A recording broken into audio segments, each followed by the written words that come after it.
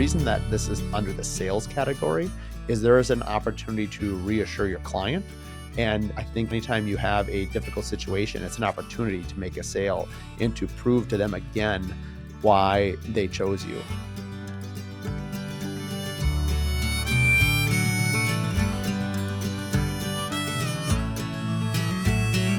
Welcome to the Curious Builder Podcast. I'm Mark Williams, your host, and today's Thursday Q&A is round 2 of sales tips and takeaways. If you missed the first one, you can go back 1 week where we did round 1.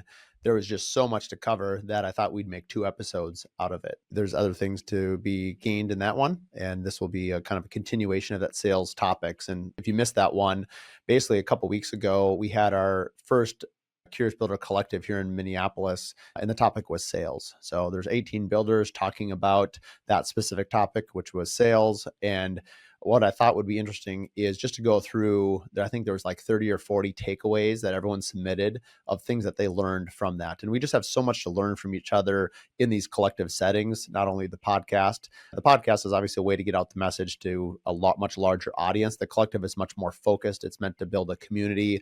We meet in small groups of 9. So if you're interested, you can head to our website, curiousbuilder.com, and under collectives, depending on what state you're in. If you're in Minnesota, I'm leading it here. We've got Vince Longo and Brad Robinson down in Atlanta, Georgia. We've got the Penskes down in Austin and San Antonio, and then Brad Levitt down in Phoenix. So if you're in one of those areas, you can join the collectives there and you can be in person and be part of this great community.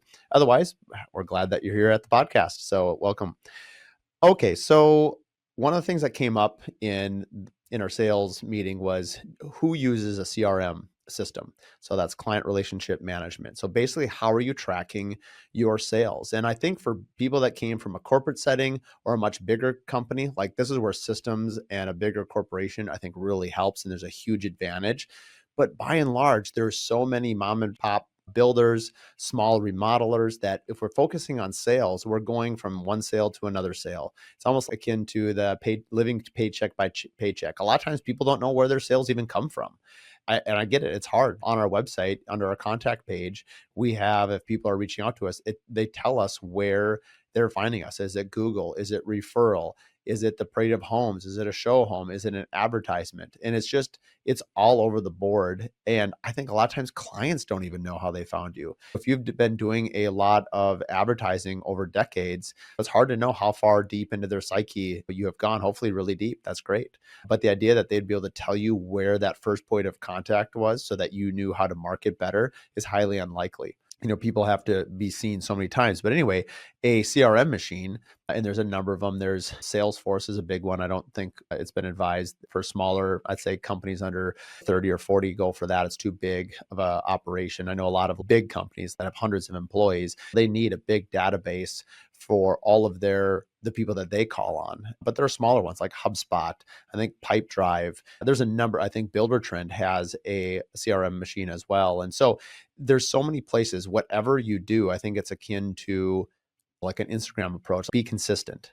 And so even if it's not great, even if it's your hot sheet, I've worked on a hot sheet for a number of years, which is basically just an 8.5, 11 by piece of paper where I've got a list of all like my hottest topic or people.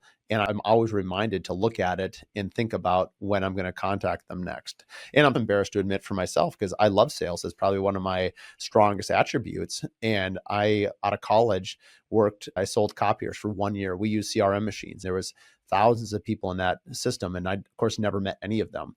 For those that aren't familiar with what this is, you'd put in a name, let's call it John Doe, and they work at whatever company. In this case, if you're looking at clients, you'd put in, this is the person you met them at, however you met them. You've got their contact information, and then you just set up a follow-up. Do you follow up with them once a month? Is it once a quarter? Is it once a year? Is there maybe a birthday or a special event? Whatever, you can enter in whatever you want, but you can pick a cadence so that you can stay with them. And the whole goal is that they're going to be in funnels. You've got a leading funnel. So this is just where all your leads come in. And the whole point is to move them through the funnel to convert them to a sale, and to think about it more of a system versus just willy-nilly or just, hey, if they're hot, great. I think a lot of builders, and actually I think just a lot of industries in general, do not get real scientific about their sales. I think most people, myself included, am guilty of this, where we are just simply attending to the hottest fire. Which I understand it makes sense. As a firefighter, in this case, we want fires for this analogy because we want a sale. If you've got someone who's really hot, like you're giving them a lot of energy because you're trying to convert that into a sale right away. It's a little bit like a short order cook. You're not worried about the eggs you're going to grill at 11 o'clock. It's 9 a.m. You're grilling eggs right now. And so if someone comes through your parade of homes or your show home or something like that, you're trying to capture them immediately while they came to that house for a reason.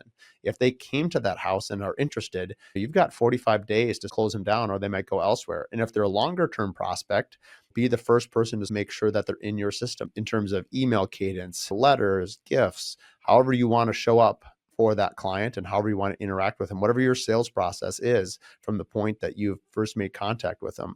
That's sales kind of 101. So anyway, most of the people at the table did not have a CRM system.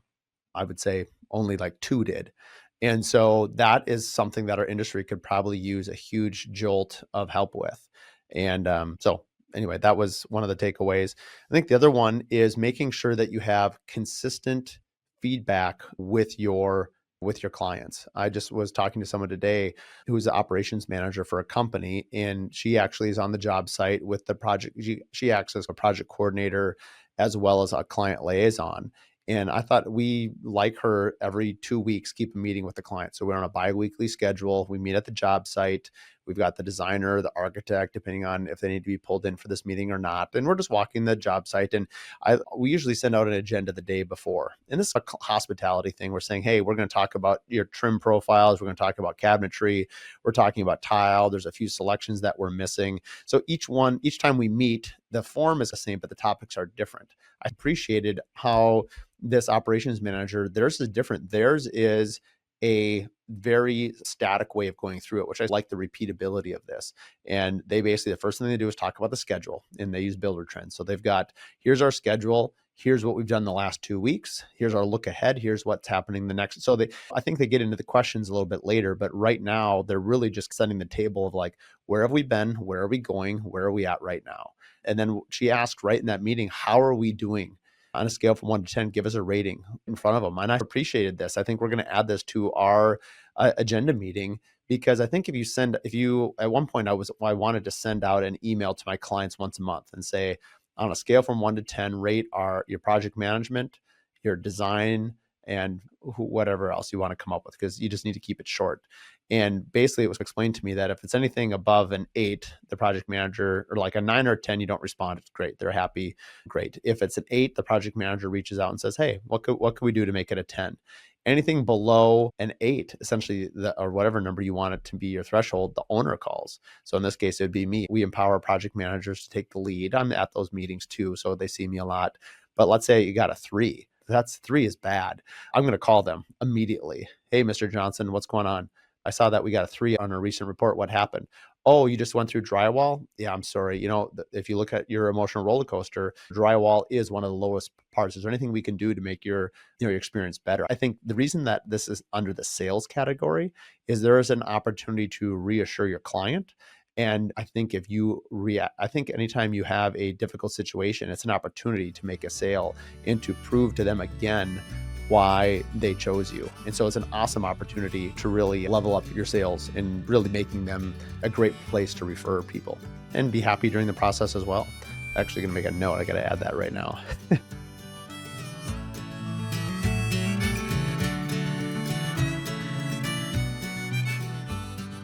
Outside of the podcast, we have the Curious Collectives. This year in Minnesota, we had 3 Curious Builder Collectives. We had a Curious Builder Collective, we had a Curious Designer Collective, and we had a Curious Architect Collective. Basically what this is we get small groups, no more than 30. You get into tables of 9, and we have set topics of discussion. You can see everything that you want on the website at curiousbuilderpodcast.com. You can also find it in other cities. So the collective is going into Phoenix. Brad Levitt is going to be hosting a Curious Collective down in Phoenix, Arizona. We're going to have Brad Robinson and Vince Longo leading a collective in Atlanta, Georgia. And we're going to have David and Angela Penske down in San Antonio, also leading a collective. And a few other states are coming online later this year, as well, of course, as Minnesota. So if you're interested in getting together with like-minded individuals, this collective is kind of somewhere between what we do at the Contractor Coalition that you hear me talk a lot about. It's also kind of a hybrid of what you see at Builder 20s. So it's a really open format, very much embracing collaboration or competition. If you want to further your education, if you want to increase learning from each other, you definitely want to find out more about these collectives. One of the other things that came up as well, besides the referrals, is how do we partner with designers and architects? And we're actually going to do a live podcast, I think, in the third or fourth quarter, and talking about this particular topic. And we'll ask other builders in the industry as well, because everyone wants to work with everybody else. I don't think it's like everyone wants to work with builders, because guess what? Builders want to work with designers. Builders want to work with architects. Architects need builders to bid their work so that they, if a client comes to them, they have good referrals. Designers, same way. And every market is different. One thing that's been interesting on the podcast is every city and every state has a different hierarchy of what clients come to. And it's not always this way, but Minnesota, as I've mentioned many times before, I think we have the oldest parade of homes in the country, 75 years old. It's impressive. And so stereotypically, the builders have a lot of power here in terms of clients are aware that if you're going to build a home, you go to a builder. That's not true in every other state. I've talked to some designers down in Texas, and it seems like they go to the designers first. You go out to California or the East Coast, you go to the architect first. And there's no right or wrong way. It's just what is the culture of your area. I think the one thing that is really important is building your team. Regardless of where a client comes from, I'm a big fan of building the team really from day one. We just had a client fly into town, and we interviewed architects, interviewed designers together, and then we assembled the entire team. And now from the get-go, the client doesn't have to repeat themselves a bunch of times, which sometimes they get annoyed with. And really there's a lot of continuity, because now the three partners can, get together behind closed doors and hash out, hey, who's doing this? How are we doing this? And really make the client experience much better, which is a great sales tool. There was some designers in the room at a recent collective as well, because we have a builder collective as well as a designer collective and an architect collective. So right now I'm switching gears. We were talking to designers, and one of the questions the designers asked me, as I was the only builder in the room, they said, how do designers work with builders? And I can only answer that for myself. We have really great design partners, and I'm always open to new ones. But it's not like I can just displace the ones that have done decades of great work. They're obviously going to get a look if they're the right fit and feel for whoever the client is. But I think just being present, showing up for whichever business you're trying to be a partner with. I guess what I came away with was, in order to be a partner, you have to be a good partner. And what I mean by that is I look at designers that, like, we're working with Melissa a whole lot from Oho Interiors right now on a project. And I've known her for a decade, but this is the first time we've worked with her. She was a wedding photographer for a while. I met her when we were actually going to do some design work for her. We were actually going to build her a wedding venue. She actually took pictures of May, my daughter, when she was a baby. She's had quite a diverse background. And then as she got in design, we always just stayed in touch. And I just like her as a person. She's great. And she's got this amazing team around her as well. And so, like that, how do I tell you exactly how I chose Melissa in this case? That is a relationship that's been building for the better part of a decade. And it does take time. I think sometimes that can be discouraging, but I think it's actually encouraging if you look at it differently. It's a way that there is a relationship because it's real. You can't fake a decade long relationship. And that one's unique. I'm not saying everyone's going to be quite like that. You don't have to take builder's baby pictures. But I think showing up to events, if a builder has a parade home or an open house or a design event or something like that, show up. Show up where they want you to show up. And I think that's true of builders. Designers put on open houses and influencer events. I think they'll do webinars, all those types of things. Like, show up, be there. And I think continually showing up for each other in a real way, I think that moves the needle more than anything else. And there's this designer that for probably a year, every time I posted something on social media, she would interact with it. She would comment on it. I definitely know who she is. And when there's an opportunity at some point, I'm going to recommend her to a client, because she's been doing this for a couple of years. That is not just by the fly, just on a whim. She cares. She obviously likes what we do. She cares to interact with it, because we all have time limitations. And I appreciate that. And I think one of my favorite lines I've ever heard, because I've heard it a lot. You get the emails all the time. Hey, I'd love to do your siding, or I'd love to do your roofing, or whatever it is. It actually doesn't matter. It's industry agnostic. And I usually will say, I'm really happy with my cabinet maker right now. I'm not looking for another cabinet shop. but I don't want to discourage them. So I said, if you want to stay in touch, go ahead and call on me once a quarter. So I'm telling them to put that in their CRM machine because I was just having my sales background. 95% of them you'll hear from again. And I'm not saying that with any sort of animosity but it is a hurdle. Will they even follow up with me? Was this just they're just going to go through the phone deck and just I'm W. So they got all the way down to W. They called a lot of people to get to W. And is that it? Is that all I'm going to get? Because I don't know if I really want to work with a company that's either going to give up that easily or B, not have some sort of system in place to keep calling. And I only give this because we're talking about sales. I would normally not talk about it in those terms, but I'm trying to help those people. I just having a sales background, I just pretty much try to return every time I get a phone call or an email. I know it's not probably the best use of my time and I should just delete it, but I often will send a response. Thank you for your email. We're not looking for somebody. Feel free to call me in the future. Again, most people don't do it. And I think that is a hurdle that I think as owners is a good way to find out who really is in your corner and really you want to work with and who isn't. And if you're in sales, make sure you do what you say you're going to do. Follow up. I think it's no different than a homeowner. If somebody comes through our parade home and says they have an interest in building, I hope you set up a call with them. I hope you set up a meeting with them because they literally just told you. Like they wouldn't go through your house. They didn't randomly fall down the driveway into your house. They drove to your house. They took time out of their day to go into your home. Like they have already pre-qualified themselves as interested. And every builder knows that, yes, there's lots of tire kickers. And sometimes we dismiss that. Don't. You never know where that lead might go, who they might refer. Now that our last episode last week about referrals, I haven't had a parade home in a while or open house, but now I have a great new line. If someone says, "Oh, I'm not interested," great. That's fine if you're not interested. Do you know anyone else that might be interested? I'm going to start using that line as a referral ask for everyone because the majority of people that are coming through your open houses are not buyers. They're just not, especially if you're getting thousands of people during a big tour. But that doesn't mean that they couldn't refer somebody because we all know a lot of people. And I think leveraging our networks, it'd be really interesting to see if people would engage with you that way of you can either give me your email or you have to give me 3 other emails, your choice. It's an interesting sales approach, but anyway, I like it. Anyway, be a good partner by being a good partner. And I think by showing up for other people that you want to work with, just apply the same thing to yourself. Our last question here for our sales tips and takeaways would be, how do you know what architects and designers to align yourself with? And I think this is a hard one because I guess that's hard and easy at the same time. There's so many in Minnesota in particular. We have so much talent here. I'm really proud of the talent we have in Minnesota in terms of both architects and designers. And for me, myself personally, I don't build enough homes to work with every single person, even though I'd love to. And the opportunity over decades, hopefully that you can. But I think we love our top 10s, ESPN top 10 list. So I guess let's make a top 10. I think, let's say there's 100, 200 architects. Let's say there's 500 designers. Hard to know. Narrow it down to your top 10 of people that you want to work with. And I think then go call on them, take them out for a cup of coffee or bring coffee to them. Start following their portfolios on Instagram. I would say compliment the kids. I'm a dad of 3.